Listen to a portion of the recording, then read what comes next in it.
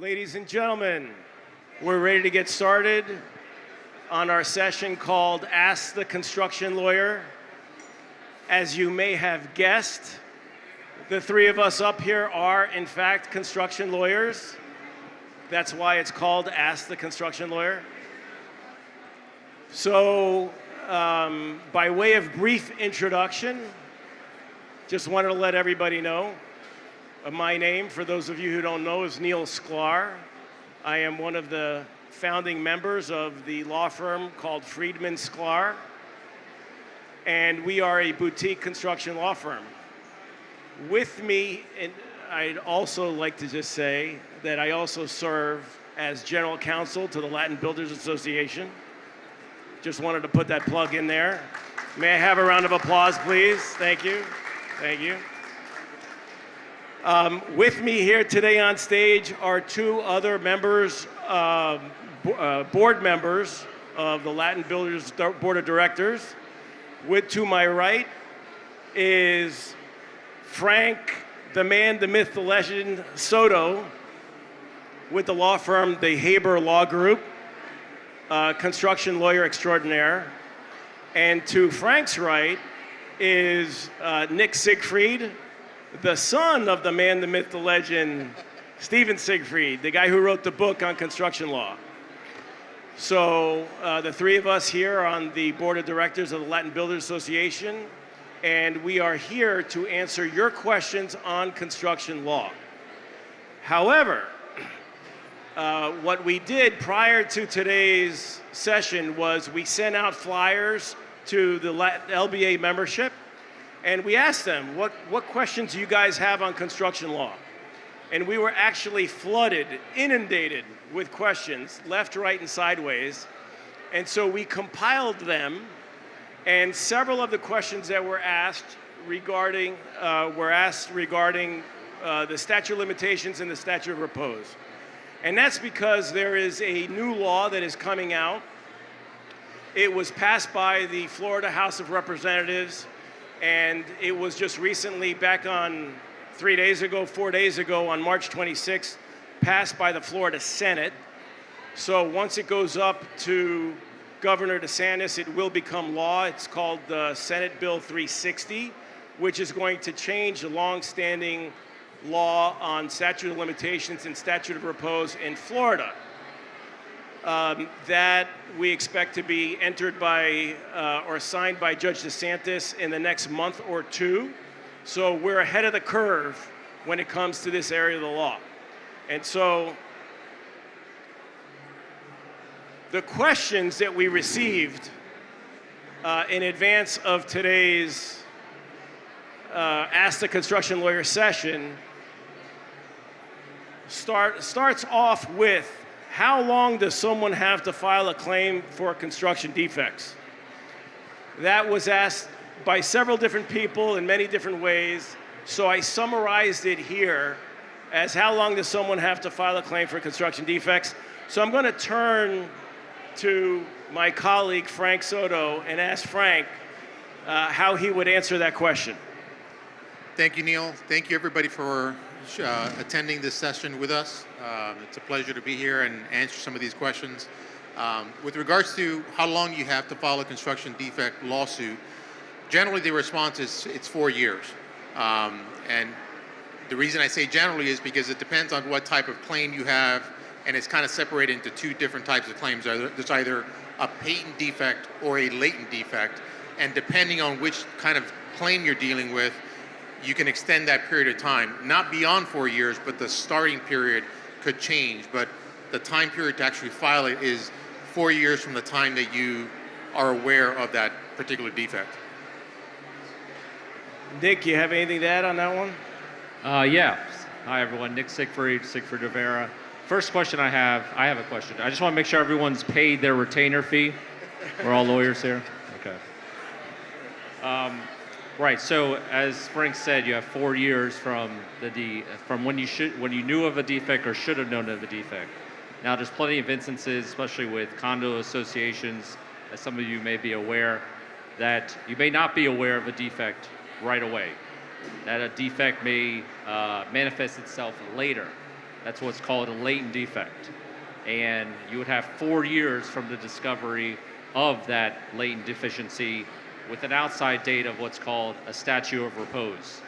So when you think about construction defects and bringing claims, there's two things that you need to think of. One is the statute of limitations. How long do I have once I know about a claim? That's 4 years. And then there's always an outside date. That's called the statute of repose. That's part of Senate Bill 360. We're going to get into the new statute of repose date. Right. So, Nick, actually, the second question that was asked is what's the difference between the statute of limitation and the statute of repose? How would you describe the differences between those two? Well, the statute of limitations is once you know about something, you have 4 years to file your lawsuit. You have to do that within, let's just give the example. Let's say right now the statute of repose is 10 years. All right, let's say it's 10 years from the temporary certificate of occupancy. If you're aware of a construction defect, you have 4 years to bring it. If you bring it before the 10 years, you're aware of it, you're good. Let's say you become aware of a deficiency in year 7 after TCO. Well, you have 4 years to bring it, right? You can bring it in year 11. Well, the answer to that would be no, you can't bring it in year 11 because you had that 10-year outside date to bring it. So you'd be barred. So you have 4 years, but as long as you discover that deficiency and file your lawsuit within the 4 years and also file it within that 10-year outside mark. So, Frank, under the current version of the statute as it is today, let's say you're representing a condominium association, and that condominium association learns about a plumbing defect 4 years after the turnover of the association, but then learns about a roofing defect 7 years after the turnover of the association. How would you handle filing a claim involving that situation or multiple claims that were discovered at different times? Yeah, so the key part there is we're going to assume first that we're representing an association type of client, like that's an association, whether it be a high-rise or a garden-style community. At the time of turnover, which is the time that the developer gives control of the association to the board of directors run by the owners, there's usually a turnover report or an investigation of the building that's conducted. And at that point, they're doing really a forensic investigation of the building. Your roof, your mechanical systems, the structure, the stucco, they're doing an entire review of your building. At that point, unless the circumstances can merit it, at that point, you're really going to know what type of defects you have in that building. So whether it's a plumbing issue or a roofing issue or a stucco issue or anything else, you're going to probably find out at that point. And there's an argument that what Nick was talking about, you knew or should have known of the defect. There's an argument that if you had an investigation done by an engineer, that's really the trigger point where you're going to either know or should have known of that particular condition. From that point in time, you're going to have 4 years to file that lawsuit. I think one of the issues that comes up, and as I look through the room, I see a lot of our contractor friends and developer friends. The question that I always get is, well, shoot, I did this building 5, 6, 7 years ago. Why am I still exposed to a potential claim? And the reason is, or one of the reasons is, what Nick was talking about, which is at the time after turnover, you knew or should have known, but for the association should have known of the claim after turnover, not before turnover. And we're going to get into some of the pitfalls that we're finding or sort of looking at right now with the new statute. But once you turn over and you do that investigation and you get that report, chances are all your claims should be filed within 4 years of that period of time. So one of the complications that Frank was talking about actually comes up when we address the next question, which is what are the triggers of Florida statute of limitations and statute of repose? To answer that question, we need to look at the language of the statute. So if you look Let me move. You might want to move there. So if we look at the language of the statute, you'll see that the 4-year statute of limitations and my little pointer is not working. But the 4-year statute of limitations runs from either the date of actual possession by the owner, the date of the issuance of a certificate of occupancy, the date of abandonment of construction if not completed, or the date of completion of the contract or termination of the contract between the professional engineer, the registered architect, or licensed contractor and his or her employer, whichever date is the latest. And I want everybody to focus on this part of the present statute, which refers to the latest of these 4 triggers for the 4-year statute of limitations. The reason being, and then as Frank was mentioning, I think Frank, you may want to stay there. As Frank was mentioning, the 4 years doesn't actually start to run in the event of a latent defect until the defect was discovered or should have been discovered with the exercise of due diligence.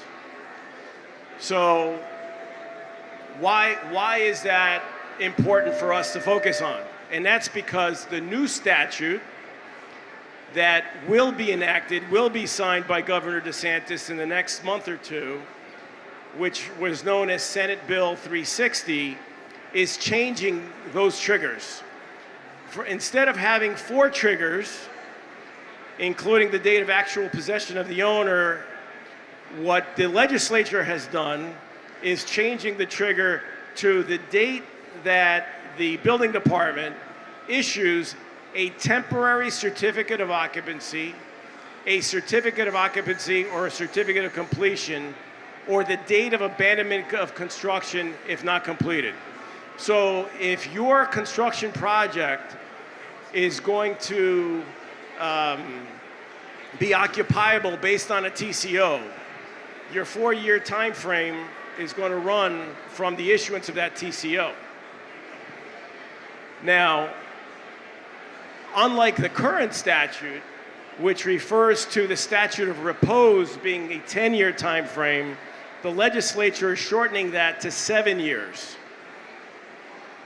And so you have 4 years to file the lawsuit from the date you knew or should have known of the defect.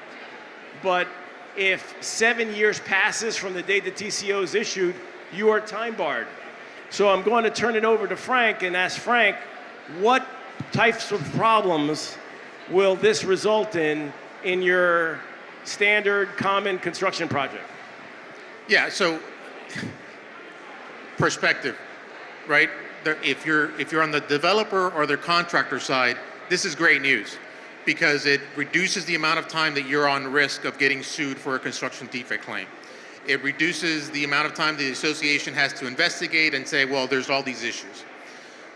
On the other side, the owner side, this is terrible news because they're like, by the time that they get possession of their property, their time to investigate and determine whether or not to file a lawsuit is significantly reduced. Not because of the reduction from 10 years to 7 years, that really isn't that significant of an issue. It's rather the trigger period. For all the contractors and developers in the room, you could get, if you're doing a high rise or you're doing a multi building project, you're going to obtain a TCO on some aspect of your project much sooner than when you get an actual CO for your project. And by the time that you turn over, it's going to be several years from the time that you actually turn the property over. I was telling Neal and Nick earlier, I had a client years ago where if this law had been in place, that client would not have been able to file their lawsuit because in that particular case, the developer held on to the project for 8 years and then they turned over. So if this would have been the law back then, once that new association comes in place and takes over their building, they have no claim to file.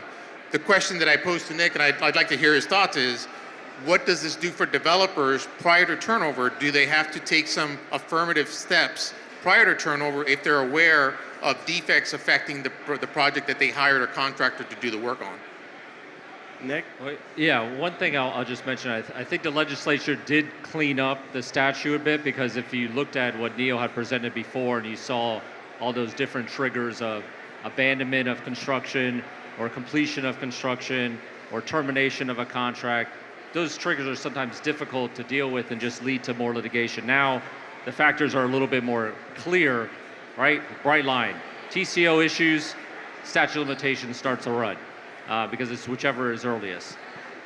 So, you know, the issue that Frank had presented with the what does a developer do? Well, developer would always, I think we need to point this out in the statute, with a new statute, if the association were to file, for some reason we just keep going back to condo association construction defects, right? 558 claims. For whatever reason, I don't know why. So if the association were to file a lawsuit on that very last day, the developer and contractors would have an extra year under the statute to bring in other responsible parties. They get an extra year by virtue of the statute to say, okay, even though the 7 years may have run, you still get an extra year to sue anybody else who may be responsible for these deficiencies. I think the question that you were asking specifically, Frank, is the developer's getting close to the turnover date, right? But that's up against the 7-year statute of repose. Does the developer have any obligation to make sure that, you know, deficiencies are resolved before that statute of limitations or statute of repose expires? I think it's a unique situation. You know, I always find when the developer files a lawsuit, they're acknowledging deficiencies, right? I mean, it's a great position for the association to be in. I don't know, and I haven't seen a situation where that has occurred where a developer has, you know, been up against the statute of limitations or statute of repose and gone ahead and filed a lawsuit to preserve those rights. I mean, I haven't seen that situation. Yeah, so one of the issues that Nick and Frank and I were discussing when preparing for today's session and reviewing the questions that were presented is, with regard to this issue, Senate Bill 360, is, well, what happens on your regular standard construction project where you have multiple buildings that are being constructed on one particular project, each building being the subject of a separate TCO. So it's not uncommon, you could have multiple buildings in a garden-style apartment complex with a common clubhouse, maybe a pool house, a maintenance building, each building being the subject of a TCO, and TCOs being issued at different times. So how do you deal with that situation, guys? Yeah, I mean, it depends on the community. If you have a community where each building it's its own association, then that TCO that's obtained under the new law, that TCO will start the trigger for the statute of limitations on that particular building. And I think legislature and some amendments that they created made it clear that each building will be looked at separately. Why? Because you don't want the first building that got TCO on year one get an extended period of a statute of repose if they're waiting for the end of the 10th building that got closed out 5-6 years later. You don't want to. It would be unfair to treat them all as one. So they're treated as individual buildings. Each one will have its own statute of limitations period. The question and the issue, I think, will be in a community where, although there are separate buildings, it's all managed under one association. Is the first building that got the TCO many years before the last building and before turnover, again, the same situation we talked about earlier, are they going to be time barred by the time that the building is actually turned over? Yeah, so I was going to ask Nick, let's disregard associations for a minute, and you just have your standard construction project with multiple buildings. How do you see courts interpreting this statute, or this new statute, with regard to TCOs that are issued at different times on different buildings on a construction project that does not involve associations?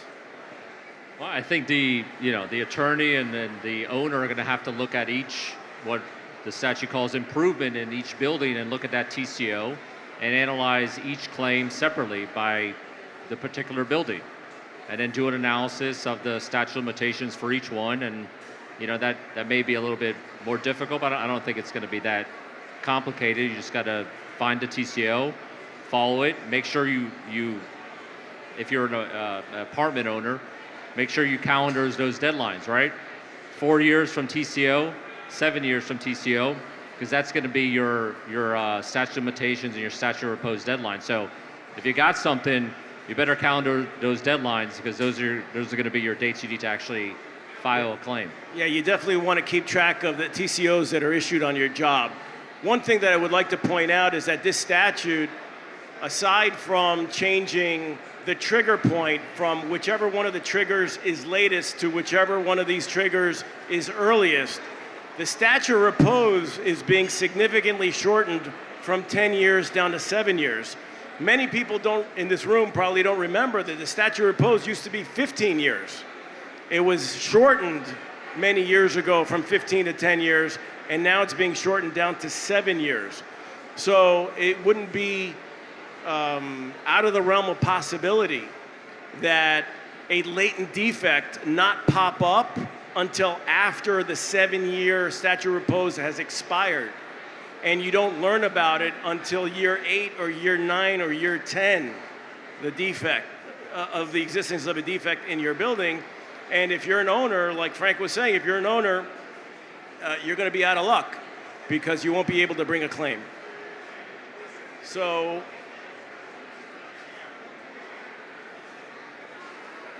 any other comments by Nick and Frank regarding the statute of limitations, statute of repose, or we're going to open it up to questions from the audience?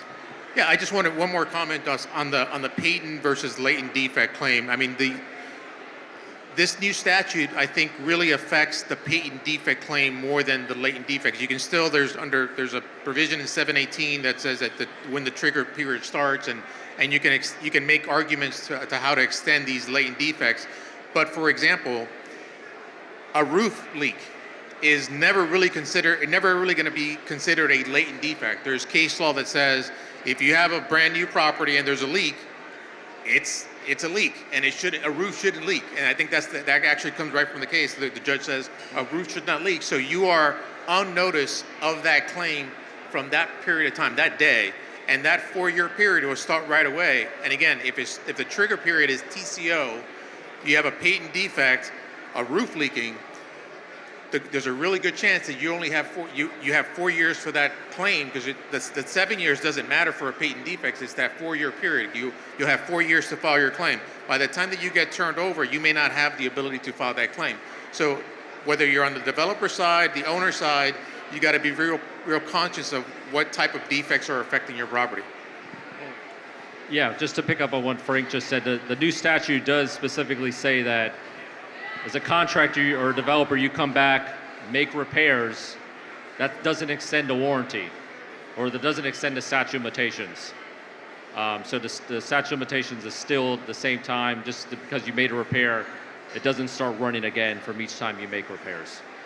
So those are both excellent points. I'd like to open it to the audience now. Does anyone have any questions regarding statute of limitations or statute of repose? Handing it over to Eric Montezioca. I have many questions, but I'll keep it simple.